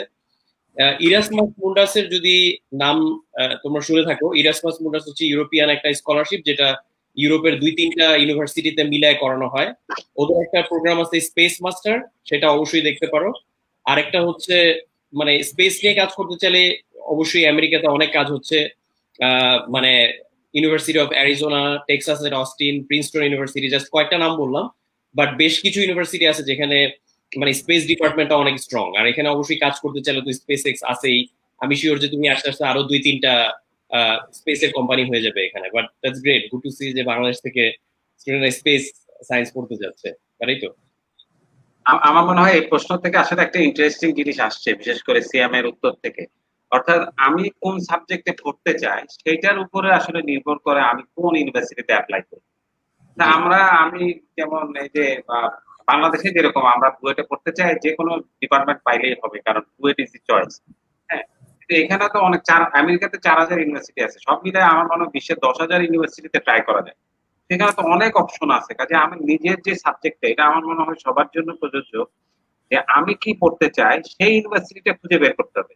মানে আমি এমন একটা সাবজেক্টে পড়তে চাই যে সাবজেক্টটা হয়তো ফাইনের ওখানে ভালো না, অথবা ফাইনের ওখানে নাই, একটা মাইনর ডিপার্টমেন্ট, কিন্তু আমি যেহেতু ফাইনকে চিনি, হ্যাঁ, আমি সেজন্য ফাইনকে ধরে মরে ওই ইউনিভার্সিটি যাওয়ার চেষ্টা করব। এইটা মনে হয় আসলে থাকা উচিত না। ফাইন, আপনি কি বলেন, এখানে কিভাবে আসলে ওকে একটু স্ট্রিক্ট হইতে হবে যে আমি সব ইউনিভার্সিটিতে অ্যাপ্লাই করতে চাই না। আমি আমার ছেলের কথা বলি, আমার ছেলেকে আমি বলছিলাম ইউ অ্যাপ্লাই ফর এমআইটি, সে বলছে আমি এমআইটিতে কেন করবো, আমি 1 নম্বরে এমআইটিতে চান্স পাবো না, 2 নম্বরে আমি এমআইটিতে চাই না, তাহলে আমি কেন এমআইটিতে অ্যাপ্লাই করবো, তাহলে আমি অন্য জায়গায় অ্যাপ্লাই করি। তো যেটা নর্থ ওয়েস্টার্নে পড়তেছি, ফাইন। তো কাজে ওই জিনিসটা ইম্পর্টেন্ট যে আমি কোথায় পড়তে চাই, তারও আগে ইম্পর্টেন্ট হলো আমি কি পড়তে চাই, ঠিক কিনা? Fine, exactly. এখন কথা হচ্ছে যে আমি আমি যেটা করেছি সেটার আমি অভিজ্ঞতাটা শেয়ার করি। আমি কোনোভাবেই অন্য ইউনিভার্সিটি বা অন্য দেশের পড়াশোনার সাথে এটা কম্পেয়ার করছি না, এটা আগে বলে নেই ব্যাপারটা। এখন যেটা হচ্ছে কি, আমেরিকান ইউনিভার্সিটি গুলার এডুকেশনের সবচেয়ে বড় মজার ব্যাপার হচ্ছে যে ফ্লেক্সিবিলিটি, যেটা বাংলাদেশে আনফরচুনেটলি আমি যখন পড়তাম অন্তত তখন ছিল না। আমি কম্পিউটার সায়েন্সে পড়লাম, আমাকে কম্পিউটার সায়েন্সেই পড়তে হবে, এবং আমি পুরা 4 বছর 5 বছরের ডান। কিন্তু এইখানে জিনিসটা নড়াচড়ার ব্যাপার আছে, যে আমি কম্পিউটার সায়েন্সে পড়তে পড়তে আমি লিবারাল আর্টস নিবো, আমি থিয়েটার নিবো, আমি এইটা নিবো সেটা নিবো, আমি নিজেকে এক্সপ্লোর করতে পারবো, এবং তারপরে আলটিমেটলি আমি একটা লাইন ধরবো। যেমন লিবারাল আর্টসে যেটা হয়, যখন আমরা এশিয়ান ইউনিভার্সিটি ফর উইমেন প্রতিষ্ঠার সময় ছিলাম এবং কাজ করলাম, যে একটা লিবারাল আর্টস এর ব্যাকগ্রাউন্ড থেকে তারপর আমি সায়েন্স, আর্টস, কমার্স যাই পড়ি না কেন পড়তে পারবো, তখন দেন ইউ হ্যাভ আ ভার্সটাইল মানে অ্যাডভান্টেজ থাকে। তো মনি ভাই, জিনিসটা না সবার এই বিলাসিতা আসলে আনফরচুনেটলি থাকে না, অনেকেই ভাবতে পারে, কিন্তু যাদের থাকে তাদের জিনিসটা ওয়েস্ট করা ঠিক না। তো আমেরিকা যেটা হয় যে এই সুযোগটা থাকে। আমি যখন অনেক বয়সে আমেরিকা আসলাম, তারপর যখন আমি প্রথম একটা বিজনেস স্কুলে আসলাম, সেখানে আমি টেলিকম ম্যানেজমেন্ট পড়ছিলাম, সেই সাথে আমি সাইডে কিন্তু অন্যান্য সাবজেক্ট নেওয়া শুরু করলাম, যখন দেখলাম I have the opportunity to do that. তারপরে যখন আমি পিএইচডি করছিলাম, তখন একই ব্যাপার, যে আমি অন্যান্য সাবজেক্ট না করলাম, যেটা আমাকে আমার অ্যাডভাইজাররা উৎসাহিত করার জন্য, যাতে আমার জ্ঞানের পরিধি বাড়ে এবং আমি ভালোভাবে কন্ট্রিবিউট করতে পারি। তো এখন আমরা যখন আমাদের স্টুডেন্টদের অ্যাডভাইস করি, বিভিন্ন জায়গা থেকে কিন্তু স্টুডেন্টরা আসে। তো আমাদের প্রথমে আপনি যেটা বললেন সেটাই, যে সাবজেক্ট যখন চুজ করতে হবে এই জিনিসটা দেখা দরকার যে আসলে আমার কি প্রয়োজন। এখন আমরা যেটা করি সবসময় যে ডিমান্ডটা দেখি, বর্তমানে কি ডিমান্ড আছে, ও চাকরির বাজার এখন এটা, সুতরাং এখন আমাকে এইটাই পড়তে যেতে হবে। আমি যখন 5 বছর পর বাইর হব তখন কি আদৌ সেটা থাকবে কিনা এবং আদৌ সেটা পড়ার রেলেভেন্স থাকবে কিনা সেটা তো আমি জানি না। আমি একেবারে এখানে যদি আমার প্যারেন্টসরা মনে হয় শুনছে না, বাট আমি একটা কনফেস করি, সেটা হচ্ছে ঢাকা ইউনিভার্সিটি কম্পিউটার সায়েন্সে আমি কেন পড়লাম। ঢাকা ইউনিভার্সিটি কম্পিউটার সায়েন্সে আমি পড়লাম কারণ আমি যখন ইন্টারমিডিয়েট দিয়ে বের হয়েছিলাম তখন সেটা একটা অত্যন্ত প্রেস্টিজিয়াস সাবজেক্ট ছিল, এখনো আছে, আমি ইয়ে করছি না, বাট তখন যে আকর্ষণটা যে আমার পড়তেই হবে, আমি কি চাই না চাই, এবং ওই সময়টা সবসময় কিন্তু দেখাও যায় না। কিন্তু কম্পিউটার সায়েন্সে ঢোকার পরে যখন বুঝলাম যে কিছু জিনিসের সাথে আমার মিল খাচ্ছে, কিছু জিনিসের সাথে মিল খাচ্ছে না, তখন তো এক আমার বের হওয়ার সময় নেই, দুই হচ্ছে বের হয়ে আমি কোথায় যাব, ওখান থেকে ব্রেক আউট করে করারও কিছু নাই। কিন্তু এই কম্পিউটার ডিগ্রির পরে যখন গ্রাজুয়েট লাইফে আসলাম, that really help me to explore liberal arts, social science and so many other things. So এখন আমি নিজেকে সোশ্যাল সায়েন্টিস্ট বলি, ডেফিনেটলি কম্পিউটার সায়েন্টিস্ট বলি না, কিন্তু আমার ওই ব্যাকগ্রাউন্ডটা থাকে। তো এই জিনিসগুলা, and it's okay to actually question things, it's okay to fail, it's okay to try different things। এই ব্যাপারগুলো না আমাদের বুঝতে হবে। একেবারেই ঢুকলাম সেখানেই থাকতে হবে, এবং আপনি যেটা বললেন যে মনির ভাইকে সুতরাং ওনার ইউনিভার্সিটিতে যাব, এই কাজগুলো আসলে আমার মনে হয় না করা ঠিক। এটা অবশ্যই ঠিক। সিয়াম কিছু অ্যাড করতে চান কিনা আমি এই বিষয়ে? Completely agreed. আমি এটাই বলতেছিলাম যে আমি হয়তো বা ফার্স্ট ইয়ারে ব্যাচেলার্স থাকতে করার ইচ্ছা ছিল গেম ডিজাইন, তারপর পড়লাম আসলে বাংলাদেশে তো এই সাবজেক্ট নাই, সো পড়লাম ইলেকট্রিক্যাল ইঞ্জিনিয়ারিং, পরে এখানে এসে হয়ে গেলাম কম্পিউটার সফটওয়্যার ডেভেলপার, তারপরে হয়ে গেলাম এন্টারপ্রেনার। মানে আমেরিকাতে আসার পরে বা বাইরের দেশগুলো তো ফ্রিডমটা থাকে, ফ্লুইডিটিটা থাকে, 2 বছর পর হয়তো মিউজিশিয়ান হয়ে যেতে পারি, মানে এই ইয়াটা থাকে আর কি, যে এই এক্সপ্লোর করার। কিন্তু এটা অবশ্যই এখানে কিছু প্রিভিলেজও আছে যেটা আসলে বাংলাদেশে হয়তো ওই প্রিভিলেজটা আমরা পাই না। আমি বেশ কিছু প্রশ্ন দেখতেছিলাম আসলে, সো প্রশ্নগুলো উত্তর দিতে ইচ্ছা করতেছে। যে কয়টা আপনি দেন তারপর বাকিগুলো আমরা ফাইনকে জিজ্ঞেস করবো। একটা ইন্টারেস্টিং প্রশ্ন, এটা আমি করে নেই, সেটা হচ্ছে একজন জানতে চেয়ে যে সে আসলে পলিটেকনিকে পড়ে। তার কথা হচ্ছে আমি যদি পলিটেকনিকে ডিপ্লোমা করি, দেন whether I will be eligible for the US degree or not, এটা কে জবাব দিবে? সিয়াম বা ফাইন? মানে আমি হাইপোথেটিক্যালি জবাব দিতে পারি, প্র্যাকটিক্যালি সিয়াম ভাই জবাব দিবে। না ফাইন ভাই আমি অ্যাড করব। এখানে এখন অবশ্যই টেকনিক্যাল ডিগ্রির অবশ্যই প্রভিশনস আছে, এবং এখানে টেকনিক্যাল ডিগ্রির জন্য বিভিন্ন কলেজ আছে। তো আমি তো ভিসার রিকোয়ারমেন্টস আর জানবো না, কিন্তু আমি যেটা বলতে পারি যে এখানে অবশ্যই টেকনিক্যাল এডুকেশনের যথেষ্ট দাম, বিশ্বের যে কোনো উন্নত দেশের মতো টেকনিক্যাল এডুকেশন ওখানে, এবং এখানে ওই টেকনিক্যাল এডুকেশন করে যারা প্রফেশনাল হয়ে যান তাদের যথেষ্ট ডিমান্ডও আছে। So definitely এখানে provisions আছে, if you can have the ability to come here, there are provisions for that, এবং বিদেশ থেকে পড়তে আসে, এটা আমরা দেখেছি। এখন কিভাবে আসবে সেটা বলবে সিয়াম। আমি চিন্তা করছি যে প্রশ্নটার ইয়াটা হচ্ছে যে মানে ডিপ্লোমা থেকে সুইচ করা যাবে নাকি এরকম কিছু, রাইট? মানে আমি মিস করছি আসলে পার্টটা। হ্যাঁ না, ঠিক তা না, ও বলতে চাচ্ছে যে আমি এখন কম্পিউটার সায়েন্স নিয়ে ডিপ্লোমা করছি, আমি এখন 4th সেমিস্টার আছি, এবং আমার খুবই ইচ্ছা ডিপ্লোমার পর আন্ডার গ্রাজুয়েটের জন্য ইউএসএ তে যাওয়া। তো কাজে ও মাঝখানে সুইচ করতে চাচ্ছে না, সে চাচ্ছে যে আমি ডিপ্লোমা কমপ্লিট করলাম। আমাদের দেশে আমি বলি, আমাদের দেশে এখন ডিপ্লোমা 4 বছরের ডিপ্লোমা কমপ্লিট করার পরে সে আবার 4 বছরের জন্য কম্পিউটার সায়েন্স এন্ড ইঞ্জিনিয়ারিং এ পড়তে পারে, বা যে কোনো কয়েকটা সাবজেক্টে এখন ডিগ্রির জন্য পড়া যায়। তো ডেফিনেটলি এটা বাইরেও পড়া যায় আমি জানি, তো আমেরিকাতে স্পেসিফিক্যালি জানি না এটা কি আসলে পড়া যায়। অ্যাবসলিউটলি মানে না পড়ার যাওয়ার মানে নাই আর কি, মানে বিকজ এটা অত বড় মানে আপগ্রেড না, বরঞ্চ ইভেন মানে ডিরেক্ট মাস্টার্স বা মানে ফাস্টার ট্র্যাকও পাওয়া যাইতে পারে আর কি, যেখানে হয়তো বা মাস্টার্স কম্বাইন্ড উইথ ব্যাচেলার্স এরকম কোনো ডিগ্রিও টার্গেট করা যাইতে পারে। তো ইনস্টেড অফ জাস্ট আরেকটা ব্যাচেলার্স করার চেয়ে। আর হচ্ছে যে আমি মোহন দাসের কিছু প্রশ্ন দেখতেছিলাম, একটা ছিল যে কমপ্লিটিং মানে total cost of going to USA with student scholarship. আচ্ছা, এটা একটা কোয়েশ্চেন ছিল। আর সেম পার্সনই কোয়েশ্চেন করছিলেন যে completing MS on medicine in US, can anyone work in Bangladesh as a doctor? So দুইটা কোশ্চেন ছিল। তো প্রথম কোশ্চেনটা হচ্ছে স্কলারশিপ সহ আসলে যদি কেউ ফুল স্কলারশিপ পায়, ডিপেন্ড করে কি ধরনের স্কলারশিপ। কেউ যদি ফেলোশিপ পায় তার হয়তো বা তার যাওয়া আসা বা টিকেটের খরচও চলে আসবে, তার কাছে এক্সট্রা কিছু ক্যাশও থাকতে পারে। অন অ্যাভারেজ বেশিরভাগ স্টুডেন্টরা পায় হচ্ছে টিচিং অ্যাসিস্ট্যান্টশিপ বা রিসার্চ অ্যাসিস্ট্যান্টশিপ। তাদের জন্য দেখা যায় মোস্ট প্রবাবলি শুধুমাত্র ওই কি বলবো যে প্লেনের টিকিটটাই লাগে শেষ পর্যন্ত বেশিরভাগ স্টুডেন্টদের, মানে আমাদের গ্রুপ থেকে যারা যায় ইউজুয়ালি 1.5 থেকে 2 লাখ খুব বেশি হইলে লাগতে পারে, এর বেশি লাগে না, মানে যারা ফান্ডিং নিয়ে যায় আর কি। সো আর এমএস মেডিসিনে কমপ্লিট করে বাংলাদেশে ডক্টর হিসেবে কাজ করতে আসতে চাইতে পারে, বাট কেউ যদি আমেরিকাতে মেডিসিন পড়ালেখা করে, যেটা এমনিতেই ফান্ডিং সহ পাওয়াটা খুবই ডিফিকাল্ট, তারপরে আসলে বাংলাদেশে ব্যাক করবে না হয়তো বা পার্সনটা, আমি জানি না। মানে ইউজুয়ালি বাংলাদেশের ডাক্তারদের জন্য, আমার মেজো ভাইও ডাক্তার, আমি যেটা দেখলাম যে বাংলাদেশে মোস্ট প্রবাবলি ইউকে বেসড ডাক্তারের ইয়াটা বেশি চলে, আমেরিকার ডাক্তারদের ট্র্যাকটা পুরাই ডিফারেন্ট। সো যতটুকু আমার এক্সপিরিয়েন্স থেকে বললাম আর কি। এই তো মনির ভাই, ফাহিম ভাই মনে হয় ড্রপ করছেন, আমরা কি কন্টিনিউ করব? হ্যাঁ, এটা না, ফাহিম হয়তো জয়েন করবে, আমরা আলাপ করতে থাকি, আমাদের কাছে আর একটু সময় আছে। যেমন এখানে একটা ইন্টারেস্টিং জিনিস আমি একটু বলে রাখি, সেটা হচ্ছে যে বিশেষ করে ডাক্তার, মানে একজন লোক ডাক্তার বিশ্বের যে কোনো দেশ থেকে ডাক্তারি পাস করে এসে বাংলাদেশে ডাক্তারি করতে পারবে কিনা, এই সিদ্ধান্তটা কিন্তু ইউনিভার্সিটি নেয় না। এই সিদ্ধান্তটা নেওয়া হচ্ছে Bangladesh medical and dental council, BMDC.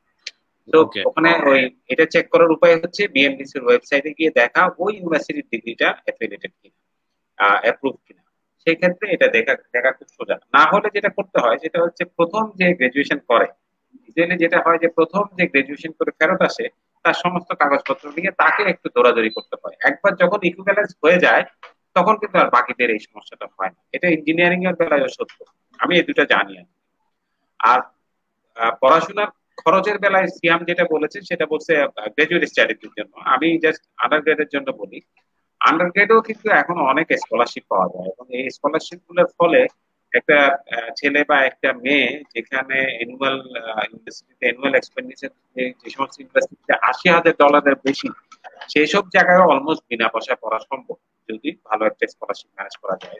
Scholarship তো কাজে এই জিনিসটা ডিপেন্ড করতেছে 1 to 1, এবং শেষ পর্যন্ত হয়তো কাউকে শুধুমাত্র ওই প্লেনের টিকিটের টাকাটা জোগাড় করতে হয়। এবং আমি দেখছি যে আমেরিকায় এখন পড়া যায় যে টাকা দিয়ে, বাংলাদেশে হয়তো বুয়েটও পড়া সম্ভব না। বুয়েট একটা সরকারি ইউনিভার্সিটি, ফ্রি অফ কস্টে পড়া যায়। হ্যাঁ, ঢাকার বাইরে থেকে একটা ছেলে যদি ঢাকায় এসে বুয়েটে 4 বছর পড়তে যে খরচ হবে সে খরচে আমেরিকা কোনো ইউনিভার্সিটিতে স্কলারশিপ নিয়ে পড়া।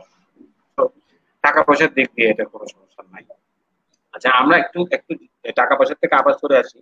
টাকা পয়সা নিয়ে আমরা ডিটেল যারা অনুষ্ঠান দেখছেন তাদেরকে বলছি যে আমরা টাকা পয়সা নিয়ে ডিটেল আরো প্রত্যেকটা জায়গা ধরে ধরে আমরা আলোচনা করবো। আমরা আজকে একদিনেই সব আলোচনা করতে চাই না, এবং সেটা ঠিকও হবে না। আমি ফাহিমের কাছে আমার আরেকটা প্রশ্ন আছে, সেটা হচ্ছে এই যে আমরা সবসময় চিন্তা করি যে মানে সিয়াম এবং আমি, আপনারা দুইজনই মাস্টার্স লেভেলে পড়তে গেছি, অনেক সময় আমাদের মনে হয় যে কোনো রকমে যদি আমি আমেরিকা চলে যাইতে পারি তাইলে মোটামুটি হয়ে গেল। মানে জীবনটা কি এতই সহজ সেখানে, মানে বিশেষ করে স্টুডেন্টদের লাইফটা? আমি আগে বলবো না সিএম আগে বলবো? আচ্ছা, সিয়াম আগে বলুন। সিয়াম বলো, সিয়াম তো লেটেস্ট পড়াশোনা, ফাইনে অনেকদিন হয়ে গেছে। না, আমারও বেশ কয়েকদিন হয়েছে, তারপরেও বলি। এটা হচ্ছে বেসিক্যালি আমি সবাইকে যেটা বলি যে মানে জিআরইটা, মানে স্পেশালি আমেরিকার জন্য, এক একটা দেশ এক এক রকম। জিআরইটা হচ্ছে বেসিক্যালি মানে মুভিটার ট্রেলার আর কি। মানে জিআরই হচ্ছে ট্রেলারটা দেখলে আপনি বুঝতে পারবেন মুভিটা কিরকম হবে। জিআরই যেরকম হার্ড, আমেরিকা আসলে আসার পর স্পেশালি প্রথম 3-4 বছর মানে হয়তোবা মাস্টার্স বা পিএইচডিটা ম্যানেজেবলি হার্ড, বাট কেউ যদি ইন্ডাস্ট্রিতে যেতে চায় তাহলে জব ল্যান্ডিংটা ফর অ্যান ইন্টারন্যাশনাল স্টুডেন্ট এটা খুবই ডিফিকাল্ট। ইমিগ্রেশনের কারণে হোক, কম্পিটিশনের কারণে হোক, যে কারণেই হোক। কিন্তু মানে হ্যাঁ, প্রথম আমেরিকার জন্য ইমিগ্রেশনের জন্য পুরো প্রসেসটা ওভারঅল অন্য দেশগুলোর চেয়ে আমার কাছে মনে হয় ডিফিকাল্ট। কানাডাতেও হয়তো বা ডিফিকাল্টি আছে, সব দেশেই একটা প্রথম 6 মাস, আমি বলবো 6 মাস থেকে 1 বছর একটা ডিফারেন্ট টাইপের ডিফিকাল্টি আছে, যে আমরা আসার পরে পুরাই একটা নতুন দেশে আসি, এখানকার সিগন্যাল ট্রাফিক সিস্টেম থেকে শুরু করে মানিটারি সিস্টেম সবই ডিফারেন্ট, এবং তার উপরে আবার ফ্যামিলি, আব্বা আম্মা সবাইকে বাংলাদেশে ফালায় চলে আসছি। সো প্রথম 6 মাস আমার জন্য খুবই কষ্টকর ছিল, এবং আমি দেখছি বেশিরভাগ মানুষের জন্যই কষ্টকর হয়। তবে এই পুরো জিনিসটার প্লাস সাইড হচ্ছে এটা যে আমি আসলে পার্সোনালি আমার নিজেকে যে খুঁজে পাওয়ার ব্যাপারটা এটা আমি আমেরিকা এসে পাইছি, কারণ বাংলাদেশে আসলে আমার ওই লেভেলের এক্সপ্লোর করার সুযোগ ছিল না। এখানে আমার যেই মানে কি বলবো সাফারিং এর ভিতর দিয়ে যাইতে হয়েছে, that actually ব্রট A lot of things from me. তো এটা হচ্ছে প্লাস সাইড আর কি। বাট হ্যাঁ, এটা it is difficult but it will be good for like whoever goes through this. এটা হচ্ছে আমার থট। আচ্ছা, একেবারে একমত সিএম ভাইয়ের সাথে। তো আমি একটু ব্যাপকভাবে ব্যাপারটা বলি, সেটা হচ্ছে যে সবারই আমার মতে, আমি একজন শিক্ষক, তো আমার মতে জীবনে শেখার জন্য সবারই নিজেকে চ্যালেঞ্জ করা উচিত। এই চ্যালেঞ্জটা এখন, এবং চ্যালেঞ্জটা আমরা কখন করতে পারবো? যখন আমরা আমাদের কমফোর্ট জোন থেকে বের হতে পারবো। সেই কমফোর্ট জোন থেকে বের হয়ে জিনিসটা করতে হবে।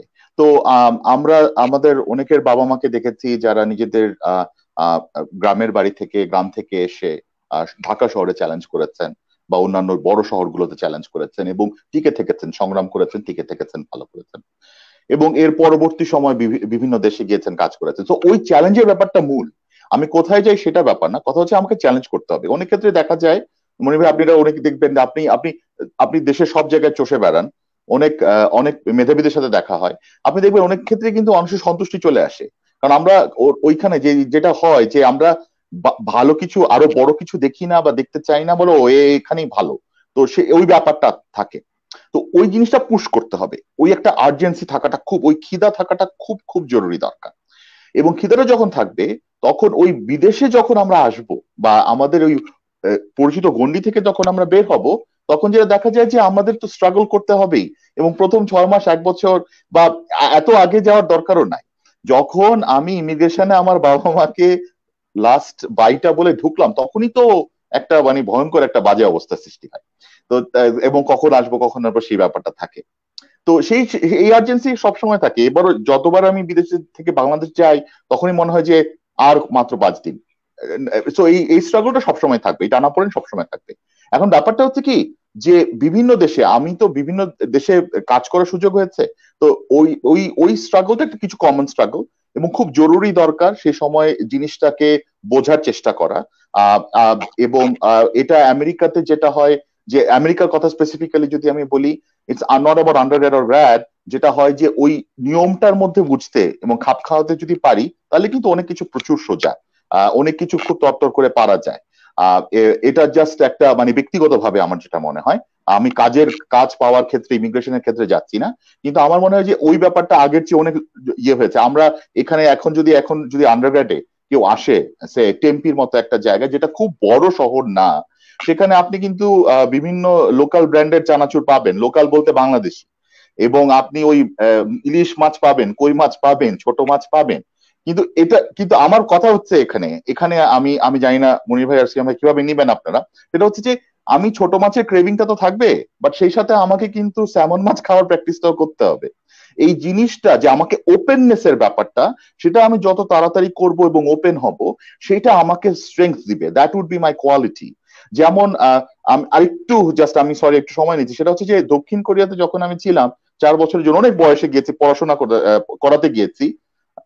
ওখানে গিয়ে এখন আমি ওয়ার্ল্ডের যে কোনো জায়গায় ল্যাঙ্গুয়েজ ছাড়া যেতে পারবো। I have the confidence right now যে ল্যাঙ্গুয়েজ ছাড়া কিভাবে মানে সিগন্যাল দেখে বুঝে জিনিসপত্র করে সার্ভাইভ করতে হয়। তো এই ধরনের অভিজ্ঞতা, কিন্তু দেশ তো অনেক উন্নত, তো ওই সিস্টেমটা করতে, তো ওই ব্যাপারটা রাখতে হবে যে ফ্লেক্সিবিলিটি থাকতে হবে, আফসোস করলে চলবে না, নিজেকে চ্যালেঞ্জ করতে হবে, কমফোর্ট জোনে বের হতে হবে। So these are the basic things, then country specific advice তো আছে। Thank you. আমরা শেষের দিকে চলে আসছি, আমরা কয়েকটা প্রশ্ন নিতে চাই। একটা প্রশ্ন হচ্ছে, একজন লিখেছে যে এই বছর অনেক আমেরিকান ইউনিভার্সিটি বলছে যে তারা সেট অপশনাল, সেট স্কোর দেখবে না। এটা সত্যি কিনা জানতে চাই। এটা আমি খেয়াল করি না, এটা সিয়াম বা ফাহিম আপনারা কি খেয়াল করেছেন? এই বছর কি এরকম কোনো ঘোষণা হয়েছে যে সেট লাগবে না? আমি আন্ডারগ্রেড অ্যাডমিশন আসলে ওভাবে ডিল করি না, বাট এবার সবাই ফ্লেক্সিবল, এটা ঠিক। সিয়াম ভাই ভালো বলতে পারবে। সিয়াম, এবার আসলে বেশ কিছু ইউনিভার্সিটি আন্ডারগ্রেডের জন্য স্যাট বা গ্রাজুয়েটের জন্য জিআরই অনেকগুলো অপশনাল করা হয়েছে। So if they say officially this is optional, তাহলে এটা অপশনাল। মানে এখানে মানে কোশ্চেনটা ছিল যে এটা কি রিয়েলি অপশনাল নাকি এরকম কিছু না। হ্যাঁ, যদি বলা হয় অপশনাল তাহলে এটা অপশনাল। এবং এটার মানে এটা না যে কেউ স্যাট নিয়ে অ্যাপ্লাই করতেই পারবে না, কিন্তু এটার মানে এটা হচ্ছে যে স্যাটের জন্য হয়তো বা ডিফারেন্সিয়েশনটা অত বেশি সিরিয়াসলি দেখা হবে না এইবার আর কি অ্যাটলিস্ট। তবে আমার নিজের ব্যক্তিগত মতামত হচ্ছে যে কিছু জিনিস করলে ভালো, মানে সেট যদি করা থাকে তাহলে সেটা তো খারাপ না, সেটা অলওয়েজ যে কোনো এই ধরনের এক্সামিনেশন সবসময় একটা না। আর দুটো প্রশ্ন আছে, একটা বলছে যে আন্ডার গ্রাজুয়েট ল্যাবে মানে আন্ডার গ্রাজুয়েট কোর্সে ইয়া পাওয়া যায় কিনা, স্কলারশিপ পাওয়া যায় কিনা। তো এটা ডেফিনেটলি পাওয়া যায়, এটা তো আমি সাক্ষী, এটা আমার ছেলে পড়তে গেছে। আমি একদম এটা মাঠ থেকে বলতে পারি যে অনেক অনেক স্কলারশিপ, বিশেষ করে আমরা দেখেছি আমাদের গণিত অলিম্পিয়াড এবং বিভিন্ন অলিম্পিয়াড কংগ্রেসের ছেলেমেয়েরা যখন যাচ্ছে ওরা সবাই স্কলারশিপ নিয়ে যাচ্ছে, সবাই আন্ডার গ্রাজুয়েট লেভেলে যাচ্ছে। ওদেরকে আমরা একদিন নিয়ে আসবো, তাদের মুখ থেকে আমরা শুনবো। একটা প্রশ্ন, এটা জবাব আমার জানা নাই, এটা হচ্ছে ও লেভেল কমপ্লিট করে ইউনিভার্সিটিতে অ্যাপ্লাই করা যায় কিনা, এটা এটা কি ফাইন জানেন কিনা, এটা আমার জানা নাই। না মানে এটা ও লেভেল করে মানে ডিরেক্টলি ব্যাচেলার্স এ যেতে চাচ্ছেন, এটা আমিও আসলে জানি না। দিস ইজ এখন এখানে আমেরিকার সিস্টেমটা আমি একটু বলতে পারি, সেটা হচ্ছে যে আপনার অ্যাডভান্স প্লেসমেন্ট হতে পারে depending on the grades and whatever the courses you are taking in the school. কিছু অ্যাডভান্স প্লেসমেন্ট হতে পারে, সেক্ষেত্রে আপনি যখন ইউনিভার্সিটিতে আন্ডারগ্রেডে ঢুকবেন সেক্ষেত্রে কিছু কিছু কোর্স আপনার মৌকুফ হয়ে যেতে পারে। তো আন্ডারগ্রেডটা 4 বছরের বদলে আপনার হয়তো 2 বছর বা 3 বছর লাগতে পারে, ওরকম হতে পারে। ওরকম প্রভিশন অবশ্যই আছে। যারা অনার্স স্টুডেন্ট আছে, যেমন আমাদের ইউনিভার্সিটিতে ব্যারেট স্কুল আছে, তাদের অনার্স স্টুডেন্টদের বেশিরভাগই দেখা যায় যে মানে একটা মেজর করার জন্য 2 বছরের বেশি তাদের আর লাগে না, তারা যারা তখন ঢুকে, কিন্তু তখন তারা মাল্টিপল মেজর্স করে, then that really help them a lot. এটা একটা ব্যাপার আছে। মনি ভাই, আমি একটু সংক্ষেপে একটা কথা জাস্ট বলতে চাচ্ছিলাম, অবশ্যই আমাদের এখন সময় নাই, কিন্তু পরবর্তী সময় হয়তো এটা নিয়ে আপনার মনে হয় ডেফিনেটলি কথা বলা উচিত। সেটা হচ্ছে যে কোভিড পরবর্তী, রাইট, আমরা তো before Covid and after Covid এর ব্যাপারটা চলে আসছে। তো এই অবস্থায় আসলে আন্ডারগ্র্যাড বা গ্র্যাড যে কোনো অ্যাডমিশন বাইরের দেশের ক্ষেত্রে কিন্তু একটা বড় চেঞ্জ আসবে। আমরা এখন সেটা দেখছি, যেমন আমি এখন যখন অ্যাডমিশনস এর ক্ষেত্রে দেখছি গ্রাজুয়েশনে, গ্রাজুয়েটদের ক্ষেত্রে একটা বড় অংশ আমাদের অনলাইন এডুকেশনে আসছে, এবং সেক্ষেত্রে কিন্তু একটা বড়, আবার অনেকে বলছে হাইব্রিড হবে, অনলাইন অফলাইন। আপাতত অনলাইন কোনো সমস্যা নাই। এটা কিন্তু একটা বড় অ্যাডভান্টেজ হিসেবে নেওয়া যেতে পারে যদি আমি বিভিন্ন জায়গায় দেখি, এবং তারা খরচও কম হয়, রিলেটিভলি অনেক খরচ কম হয়। তো এই জিনিসটা নিয়ে হয়তো পরবর্তী সময়ে আমি বলবো যে একটা ব্যাপক আলোচনার ব্যাপার থাকবে। হ্যাঁ, ধন্যবাদ। আমরা এটা নিয়ে আলোচনা করব, কারণ আমি দেখলাম এই বছর যারা গত বছর যারা ফলে এডমিশন নিয়েছিল এবারে, তারা তো সবাই অনলাইনে ক্লাস শুরু করছে, এবং হয়তো স্প্রিং এ যাবে, যেতেও পারে নাও যেতে পারে, কবে যাইতে পারবে ঠিক নাই, কিন্তু ওই অনলাইনে ক্লাস শুরু হয়ে গেছে, অ্যাসাইনমেন্ট এগুলো সবই চলতেছে। এই হলো মোটামুটি। আর আমরা আরেকটা প্রশ্ন দিয়ে শেষ করি। আচ্ছা, একটা প্রশ্ন হচ্ছে গ্যাপ ইয়ারে, একজন লিখেছে ও এখন গ্যাপ ইয়ারে আছে, ওটা কোনো ইম্প্যাক্ট করবে কিনা। আমার মনে হয়, আমি যতদূর জানি, তারপর আমি সিয়ামের কাছ থেকে শুনবো, গ্যাপ ইয়ারটা আসলে আলাদা করে কোনো ইম্প্যাক্ট করে না। আমার নিজের ব্যক্তিগত মত হচ্ছে যে তখনই আমি অ্যাপ্লিকেশন করার জন্য নিজেকে যোগ্য মনে করবো যখন আমি আমার সব ক্রাইটেরিয়া মিট করব।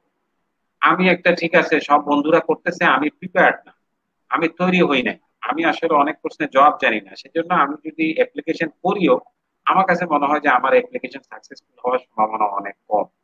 তো কাজে আমি যদি 1 বছর গ্যাপ নিয়ে, আমি যদি প্রিপারেশন নিয়ে, আমি যদি ঠিক মতো তৈরি হইতে পারি, তাহলে কোনো অসুবিধা নেই। আমার কাছে সবসময় মনে হয় জীবন একটা ম্যারাথন, এটা 100 মিটার দৌড় না, এটা নিয়ে কত অস্থির হওয়ার কিছু নাই। কি আমার ফাহিম যদি অ্যাড করতে চান?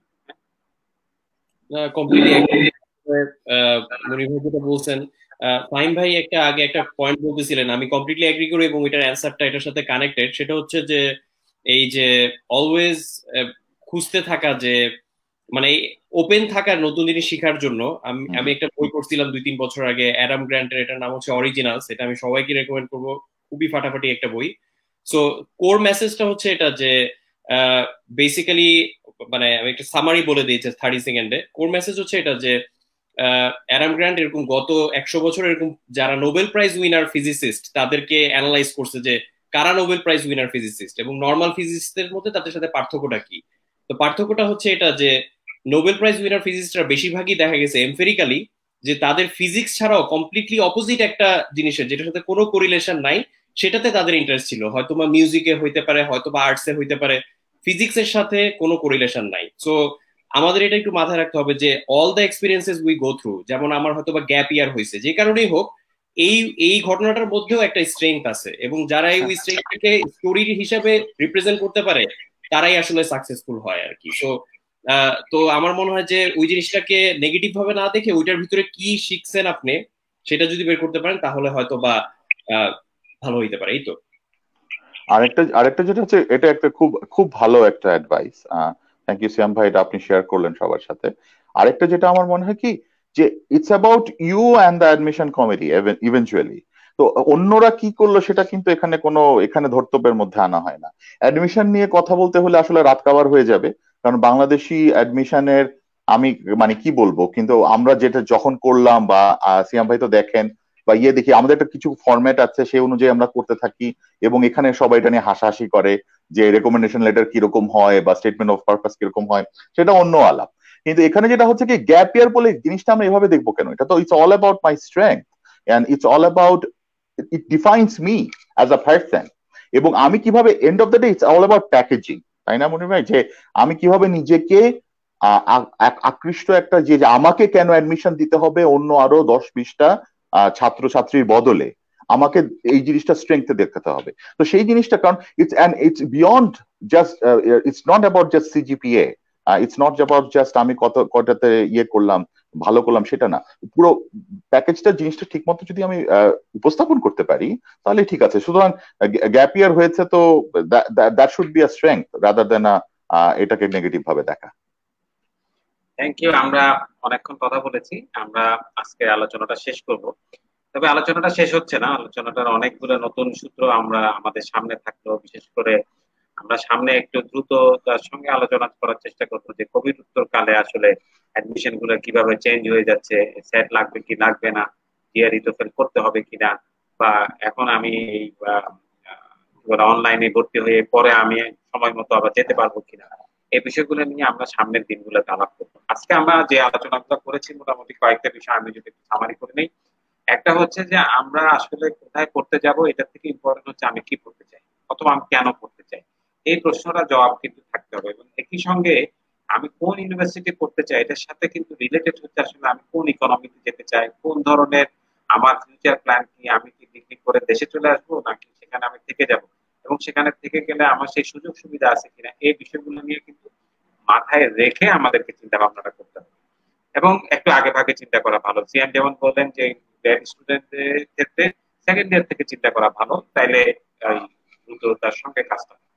আরেকটা জিনিস মাথায় রাখা উচিত, সেটা হচ্ছে পড়াশোনাটা একটা কন্টিনিউয়াস ব্যাপার, একবার ব্রেক হয়ে গেলে আবার কিন্তু ওই জোশ নিয়ে ফেরত আসা কিন্তু একটা মাঝে মধ্যে সমস্যা হয়। তো কাজেই ধারাবাহিকতা বজায় রাখতে পারলে সবচেয়ে ভালো হয়, আমরা সেটা করবো। তো আজকে যারা অনুষ্ঠান দেখেছেন তাদেরকে অনেক অনেক ধন্যবাদ। আমরা একটা ওয়েব পেজের কাজ করছি, www.bdsn.org/hsa-help। হ্যাঁ, এই পেজে গিয়েও আমাদের এই আলোচনাগুলো দেখা যাবে। আমরা আরো চেষ্টা করছি কিভাবে আরো অনেক লোককে এবং অন্য বিশেষ করে আমাদের ফোকাস যেখানে আমাদের ইউরোপ এবং আমেরিকা ছাড়াও বিশেষ করে মধ্যপ্রাচ্য নিয়ে আমরা আলাদা আলাপ করতে চাই, আমরা চীন নিয়ে আলাদা আলাপ করতে চাই, আমরা ইস্ট এশিয়ান কান্ট্রি গুলো নিয়ে আলাপ করতে চাই, হংকং নিয়ে আমরা আলাদা আলাপ করতে চাই, জাপান তো আছে। তো আমরা নানান দেশ, আমি জানি না আফ্রিকা বিশেষ করে মিশর নিয়ে হয়তো আমরা একটু আলাপ করতে পারবো। অর্থাৎ আমরা আফ্রিকাতে অনেক ভালো ইউনিভার্সিটি আছে, আফ্রিকাতে অনেক ভালো ইউনিভার্সিটি আছে, হ্যাঁ সেই জিনিসগুলো, কারণ আমরা এইসব এক্সপ্লোর করে, বিশেষ করে আমি আগেই বলেছি শুরুতে, আমি এই বছরই প্রথম জানতে পারলাম গত বছর যে এই কাতারে এবং দুবাইতে এরকম সব ইন্টারন্যাশনাল ইউনিভার্সিটি আছে এবং ওরা বসে রয়েছে যে দেয়ার অফারিং স্কলারশিপ, 100% স্কলারশিপ থাকবে, আবার টাকা পয়সা দিবে, যে টাকা পয়সা দিতে চায় সে টাকা দিয়ে বছরে 2বার বাংলাদেশে আসা যাওয়া করা যাবে। তো এই সুযোগগুলো আমাদের ছেলেমেয়েরা নিক, তারা নিজেদেরকে তৈরি করুক। কারণ আমরা একটা সামনের দিনগুলোতে দেশের এই বর্ডারটা থাকবে না, ফিজিক্যাল বর্ডার হয়তো থাকবে কিন্তু ওয়ার্কিং বর্ডার হোক, কাজের পরিবেশ হোক, এই সবকিছু কিন্তু বর্ডার থাকবে না। বাউন্ডারি ছাড়াই কিন্তু সারা বিশ্বের নাগরিক হিসেবে নিজেদেরকে যদি আমরা গড়ে তুলতে চাই, তাহলে সারা বিশ্বের যে সুযোগ সুবিধা আমাদের জন্য আছে সেগুলো আমাদেরকে গ্রহণ করতে হবে। সবাইকে অনেক অনেক ধন্যবাদ। আগামী অনুষ্ঠান দেখার আমন্ত্রণ জানাচ্ছি। ততদিন পর্যন্ত ভালো থাকবে, সুস্থ থাকবে। সবাইকে ধন্যবাদ। ফাহিম এবং সিয়াম, আপনাদেরকে অনেক ধন্যবাদ। Thank you. সবাই ভালো থাকবেন। Thank you.